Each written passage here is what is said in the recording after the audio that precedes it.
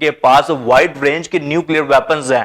اگر اس کے پاس یوکرین کے پاس کوئی نیوکلیئر پروگرام ہوتا تو بات مان بھی سکتے تھے, لیکن اب تو یہ چیز سمجھ میں بالکل بھی نہیں آ رہی کہ بھائی آرٹیفیشل انٹیلیجنس کا اس ہائی لیول کے اوپر یوکرین کس طرح سے استعمال کر سکتا ہے.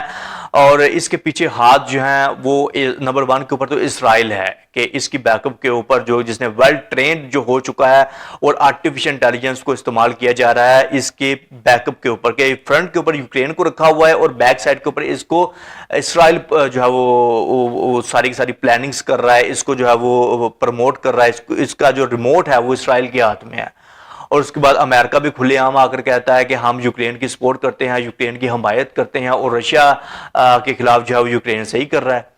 اب آپ دیکھیے ذرا, آپ سمجھیے اس کی اہمیت کا, آپ ناظرین کرام اس کی اہمیت کا ادراک کیجئے کہ دنیا تھرڈ وار کی جانب جا رہی ہے, کہ رشیا اب پیچھے نہیں ہٹے گا, کہ اس نے اٹیکس کرنا شروع کر بھی دیے ہیں, اور اس نے جو ہے وہ ریڈ الرٹ جاری کر دیا ہے یوکرینین لوگوں کے اگینسٹ, یوکرینین گورنمنٹ کے اگینسٹ. وہاں کی ملٹری جو انسٹالیشنز وغیرہ ہیں وہاں پر ڈراؤن سے اٹیک کیا جا رہا ہے, بلسٹک میزائلز پھینکے جا رہے ہیں. اور دوسری سائڈ کے اوپر انٹرنیشنل میڈیا میں بھی کچھ لوگ ایسی باتیں کر رہے ہیں کہ ان کے اوپر جو ہے نیوکلیئر پروگرام یوز ہونا چاہیے. اور اس کے بعد رشیا کے اندر بھی ان کے لوگ یہی باتیں کر رہے ہیں کہ ٹیکٹیکل نیوکلیئر جو پروگرام ہے اس کو یوز کیا جائے تاکہ یوکرین کو پتہ چلے کہ نیکسٹ اس نے اس طرح کا اٹیک نہیں کرنا, وہ روس کرے گا اور وہ پیچھے بالکل بھی نہیں ہٹے گا. اور یہ جو یوکرین کا ولادیمیر زیلنسکی ہے, اب اس کو جو ہے بنکر میں ڈال دیا گیا ہے کہ ڈفرنٹ کائنڈ آف کنٹریز کے اندر جو بھی کنٹریز ہے جیسے کہ امریکہ ہو گیا, سبھی کنٹریز میں بنکرز وغیرہ موجود ہوتے ہیں, کہ اس ہنگامی صورتحال کے اندر جو مین لیڈرشپ ہوتی ہے ان کو وہاں پر ڈال دیا جاتا ہے